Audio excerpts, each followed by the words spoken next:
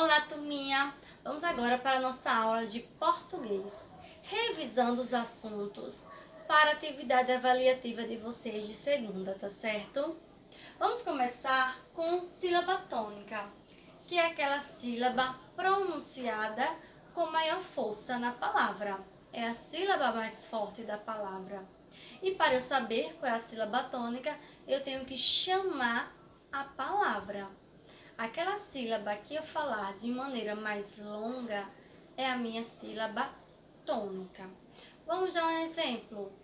É a palavra caderno. Chamem aí a palavra caderno. Caderno. Eu me alonguei mais na sílaba der. Então, der é a minha sílaba tônica. Tá certo? Então, há 3 classificações para sílabas tônicas de acordo com a posição delas. Se a sílaba tônica for a última da palavra, ela é classificada como oxítona. Se a sílaba tônica for a penúltima, ela é classificada como paroxítona. Agora, se a sílaba tônica for a antepenúltima, ela é classificada como proparoxítonas.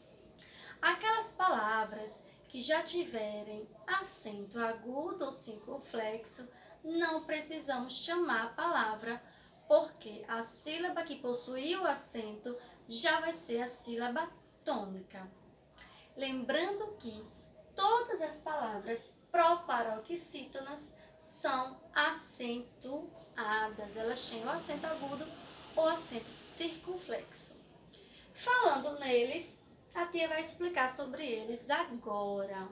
Acento agudo é aquele tracinho na palavrinha que ele possui o som aberto. E ele pode ser colocado sobre as vogais A, E, I, O, U, todas as vogais. Já o acento circunflexo é o chapeuzinho, que a gente chama, e ele possui som fechado. E ele só pode ser colocado não em todas as vogais como acento agudo. Ele só pode ser colocado nas vogais A, E e O. Tá certo, gente? Vamos agora para o nosso terceiro tópico, que foi sobre frase e tipos de frases. Frase é uma palavra ou um conjunto de palavras que tenha sentido. Toda vez que eu consigo transmitir uma mensagem de maneira clara, eu estou transmitindo uma frase, tá certo? Se aquele conjunto de palavras não tiverem sentido, não vai ser frase. Lembrando que frase tem que começar com letra maiúscula, terminar com uma pontuação. Falando em pontuação, de acordo com o sinal de pontuação, a frase pode ser classificada de 3 maneiras. Frase declarativa, que termina com ponto final, ela pode ser declarativa afirmativa, que está afirmando, confirmando algo, ou ela pode ser declarativa negativa, quando tem a palavrinha não e está negando algo. A frase exclamativa é aquela frase que possui ponto de exclamação. E ela pode expressar um pedido, uma ordem ou uma emoção, como admiração, surpresa, medo, entre outras. E a frase interrogativa é aquela que tem um pontinho de interrogação no final e ela expressa uma pergunta. Tá certo, gente? Vamos agora para o nosso próximo tópico, que a gente viu sobre os 2 pontos e a travessão, que são sinais de pontuação que tem que ser inserido para representar um diálogo em um texto. Sendo que os 2 pontos Eles servem para indicar que uma pessoa ainda vai falar. Ele avisa que logo depois dele haverá fala de alguém. Já o travessão, o tracinho na horizontal, ele é usado na própria fala do personagem, lá na frente da fala do personagem, indicando que ele já começou a falar.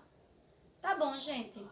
Hoje a tia também vai falar para vocês, explicar a vocês sobre interpretação textual, que também terá na atividade avaliativa de vocês. Vocês irão ler um texto e vão responder algumas perguntinhas sobre esse texto. Então, gente, para vocês interpretarem bem o texto, vocês têm que fazer a primeira leitura de maneira concentrada.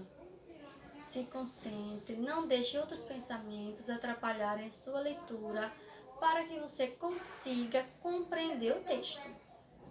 Ah, tia, mesmo eu me concentrando, eu ainda não consegui entender muito bem o texto. Então, você faz a releitura. O que é isso? Você lê novamente aquele texto de maneira calma, pausadamente, procurando saber o que está acontecendo na história. Se preciso, interprete parágrafo por parágrafo. E aí depois você vai para as questões. Se você já souber de cara aquela resposta, você coloca. Se mesmo assim você ainda tiver dúvida, volta lá no texto e procura aquela parte que terá a sua resposta. Para vocês, gente, saberem interpretar um texto bem, é preciso de prática no dia a dia. No seu dia a dia em casa, já que vocês estão em casa, reserve um horário do dia. Pode ser apenas 1 hora, meia hora do dia para lerem um livrinho ou um textinho e depois com o papai e com a mamãe interpretar esse texto. Não de maneira obrigatória, porque aí você vai acabar não gostando, mas de maneira leve, que você comece a ler as coisas que os temas que vocês gostam. E aí interpretar o texto, dizer os personagens que faz parte daquele texto, o título, o que você entendeu daquela história, o que você aprendeu com aquela história. Tá certo, gente? Fazendo isso diariamente, você será um bom leitor e você interpretará os textos bem melhor. Tá certo, gente? Essa foi a nossa aula de hoje. Espero que vocês tenham relembrado esses assuntos para vocês fazerem uma atividade avaliativa segunda e se saírem bem. Tá bom, gente? A atividade de hoje de vocês, a tia passará no Discord, será uma atividade no caderno, tá bom? Um beijo e até a próxima!